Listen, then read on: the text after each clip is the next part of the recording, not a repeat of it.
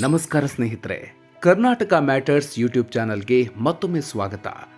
ಸ್ನೇಹಿತರೆ, ಕಳೆದ ವಿಡಿಯೋದಲ್ಲಿ ನಾವು ಅಮೆರಿಕಾದ ಹೊಸ ಸೋಷಿಯಲ್ ಮೀಡಿಯಾ ರೂಲ್ಸ್ ಬಗ್ಗೆ ಮಾತಾಡಿದ್ವಿ. ಟ್ರಂಪ್ ಸರ್ಕಾರದ ಆ ನಿರ್ಧಾರ ಕೇಳಿ ನೀವೆಲ್ಲ ಸ್ವಲ್ಪ ಆತಂಕಕ್ಕೊಳಗಾಗಿರೋದು ನಿಜ. ಆದರೆ ಇವತ್ತು ಒಂದು ಬಿಗ್ ಅಪ್ಡೇಟ್ ಇದೆ. ಟ್ರಂಪ್ ಅವರ $1,00,000 ಅಂದರೆ ಸುಮಾರು 90 ಲಕ್ಷ ರೂಪಾಯಿ ವೀಸಾ ಫೀಸ್ ವಿರುದ್ಧ ಇದೀಗ ಅಮೆರಿಕದಲ್ಲೇ ಯುದ್ಧ ಶುರುವಾಗಿದೆ.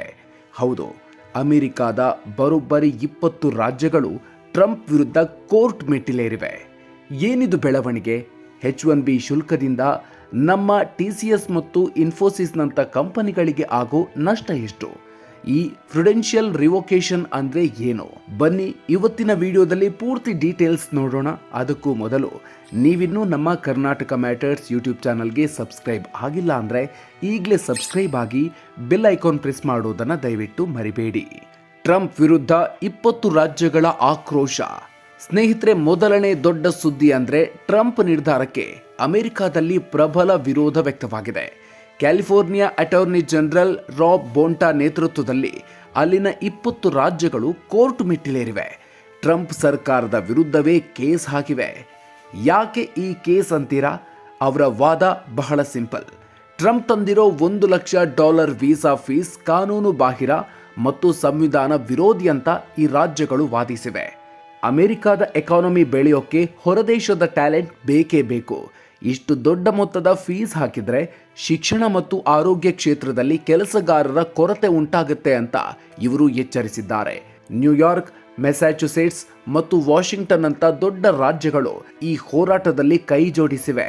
ಇದು ಭಾರತೀಯ ಟೆಕ್ಕಿಗಳಿಗೆ ಈಗ ಸಿಕ್ಕಿರೋ ಅತಿ ದೊಡ್ಡ ಲೀಗಲ್ ಸಪೋರ್ಟ್ ಅಂದ್ರೆ ತಪ್ಪಲ್ಲ. ಇನ್ಫೋಸಿಸ್ ಮತ್ತು TCSಗೆ ಬೀಳುತ್ತಾ $1 ಬಿಲಿಯನ್ ಬರೆ. ಸ್ನೇಹಿತರೆ, ಒಂದು ವೇಳೆ ಈ ಫೀಸ್ ಜಾರಿ ಆದ್ರೆ ನಮ್ಮ ದೇಶದ IT ದೈತ್ಯರಿಗೆ ಎಷ್ಟು ಖರ್ಚಾಗತ್ತೆ ಗೊತ್ತಾ? ಬ್ಲೂಮ್ಬರ್ಗ್ ಇದರ ಲೆಕ್ಕಾಚಾರ ಮುಂದಿಟ್ಟಿದ್ದು ಕಂಪನಿ ಉದ್ಯೋಗಿಗಳು ಹಾಗೂ ಷೇರುದಾರರು ಬೆಚ್ಚಿ ಬಿದ್ದಿದ್ದಾರೆ. ಬ್ಲೂಮ್ಬರ್ಗ್ ಲೆಕ್ಕಾಚಾರದ ಪ್ರಕಾರ H-1B ವೀಸಾದಲ್ಲಿ ಇನ್ಫೋಸಿಸ್ನ 10,400ಕ್ಕೂ ಹೆಚ್ಚು ಉದ್ಯೋಗಿಗಳಿದ್ದಾರೆ. ಇವರಿಗೆ ಕಂಪನಿ $1 ಬಿಲಿಯನ್ ಅಂದ್ರೆ 9,000 ಕೋಟಿ ರೂಪಾಯಿ ಖರ್ಚು ಮಾಡಬೇಕಿದೆ. ಇನ್ನು TCSನಲ್ಲಿ 6,500ಕ್ಕೂ ಹೆಚ್ಚು ಉದ್ಯೋಗಿಗಳಿದ್ದು $650 ಮಿಲಿಯನ್ ಅಂದ್ರೆ 5,850 ಕೋಟಿ ರೂಪಾಯಿ ಪಾವತಿಸಬೇಕಿದೆ. ಇನ್ನು ಕಾಗ್ನಿಸೆಂಟ್ನಲ್ಲಿ 5,600ಕ್ಕೂ ಹೆಚ್ಚು H-1B ವೀಸಾ ಉದ್ಯೋಗಿಗಳಿದ್ದು $560 ಮಿಲಿಯನ್ ಅಂದ್ರೆ 5,040 ಕೋಟಿ ರೂಪಾಯಿ ಖರ್ಚು ಮಾಡಬೇಕಾಗತ್ತೆ ಅಂತ ಲೆಕ್ಕಾಚಾರ ಮುಂದಿಟ್ಟಿದೆ. ಇದು ಬರೀ ಫೀಸ್ ಆಯ್ತು. ಇಷ್ಟು ಹಣ ಕಟ್ಟಿ ಕಂಪನಿಗಳು ಜನರನ್ನ ಅಮೆರಿಕಕ್ಕೆ ಕಳಿಸೋದು ಕಷ್ಟ. ಹಾಗಾಗಿ ಕಂಪನಿಗಳು ಈಗ ಕೆಲಸವನ್ನ ಭಾರತಕ್ಕೆ ತರೋದು ಅಂದ್ರೆ ಆಫ್ ಶೋರಿಂಗ್ ಹೆಚ್ಚಿಸೋ ಪ್ಲಾನ್ ಮಾಡ್ತಿವೆ. ಅಂದ್ರೆ ಇನ್ಮುಂದೆ ಟೆಕ್ಕಿಗಳಿಗೆ ಅಮೆರಿಕಕ್ಕೆ ಹೋಗೋ ಚಾನ್ಸ್ ಕಡಿಮೆ ಆಗಬಹುದು. ಇದರಿಂದ ಇಂಡಿಯಾದಲ್ಲೇ ಹೆಚ್ಚು ಸಂಬಳದ ಕೆಲಸವೂ ಸಿಗಬಹುದು. ಆದರೆ ಗಮನಿಸಬೇಕಾದ ಸಂಗತಿ ಅಂದ್ರೆ ಅಮೆರಿಕ ಇದಕ್ಕೂ ಬ್ರೇಕ್ ಹಾಕೋಕೆ ನೋಡ್ತಾ ಇದೆ. ಒಂದೊಮ್ಮೆ ಆ ಕಾನೂನು ಜಾರಿಗೆ ತಂದ್ರೆ ಇಡೀ IT ಉದ್ಯಮವೇ ಅಲ್ಲೋಲ ಕಲ್ಲೋಲವಾಗುವ ಸಾಧ್ಯತೆ ಇದೆ. ಅಮೆರಿಕದಲ್ಲಿರೋ ಉದ್ಯೋಗಿಗಳಿಗೆ ಶಾಕ್. ಏನಿದು ಪ್ರುಡೆನ್ಷಿಯಲ್ ರಿವೋಕೇಶನ್? ಈಗ ಅಮೆರಿಕದಲ್ಲಿ ಇರೋ ಭಾರತೀಯರಿಗೆ ಒಂದು ಇಮೇಲ್ ಬರ್ತಿದೆ. Your visa is prudentially revoked. ಇದು ಕೇಳೋಕೆ ಭಯಾನಕ ಅನ್ಸತ್ತೆ, ಆದರೆ ಇದರ ಅರ್ಥವೇ ಬೇರೆ. ನಿಮ್ಮ ಮೇಲೆ ಈ ಹಿಂದೆ ಏನಾದರೂ ಸಣ್ಣ ಪುಟ್ಟ ಕೇಸ್ ಆಗಿದ್ರೆ, ಉದಾಹರಣೆಗೆ ಟ್ರಾಫಿಕ್ ರೂಲ್ ಬ್ರೇಕ್ ಅಥವಾ ಡ್ರಿಂಕ್ ಆ್ಯಂಡ್ ಡ್ರೈವ್, ಅಮೆರಿಕ ಸರ್ಕಾರ ನಿಮ್ಮ ವೀಸಾವನ್ನು ತಾತ್ಕಾಲಿಕವಾಗಿ ರದ್ದು ಮಾಡ್ತಿದೆ. ಗಮನಿಸಿ, ನೀವು ಅಮೆರಿಕದ ಒಳಗಡೆ ಇದ್ರೆ ಏನೂ ತೊಂದರೆ ಇಲ್ಲ.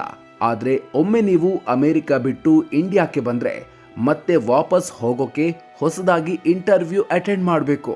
ಅಲ್ಲಿ ಅವರು ನಿಮ್ಮ ಹಳೆ ಕೇಸ್ಗಳ ಬಗ್ಗೆ ಮತ್ತೆ ಸ್ಕ್ಯಾನಿಂಗ್ ಮಾಡ್ತಾರೆ. ಹಾಗಾಗಿ ಇಂಥ ಮೇಲ್ ಬಂದವರು ಸದ್ಯಕ್ಕೆ ಅಮೆರಿಕ ಬಿಟ್ಟು ಹೊರಗೆ ಬರದೇ ಇರೋದೇ ಒಳ್ಳೆಯದು. ಹೀಗಂತ ಎಕ್ಸ್ಪರ್ಟ್ಗಳು ಸಜೆಷನ್ ಮುಂದಿಟ್ಟಿದ್ದಾರೆ. ಭಾರತದ ಮೇಲೆ ಹಾಕಿದ 50% ಟ್ಯಾಕ್ಸ್ಗೆ ಅಮೆರಿಕಾದಲ್ಲೇ ವಿರೋಧ. ಟ್ರಂಪ್ ಅವರು ಭಾರತದಿಂದ ಬರೋ ವಸ್ತುಗಳ ಮೇಲೆ ಬರೋಬ್ಬರಿ 50% ಸುಂಕ ಹಾಕಿದ್ದಾರೆ. ಇದಕ್ಕೆ ಅಮೆರಿಕದ ಸಂಸದರಾದ ರಾಜಾ ಕೃಷ್ಣಮೂರ್ತಿ ಮತ್ತು ಡೆಬೋರಾ ರಾಸ್ ತೀವ್ರ ವಿರೋಧ ವ್ಯಕ್ತಪಡಿಸಿದ್ದಾರೆ.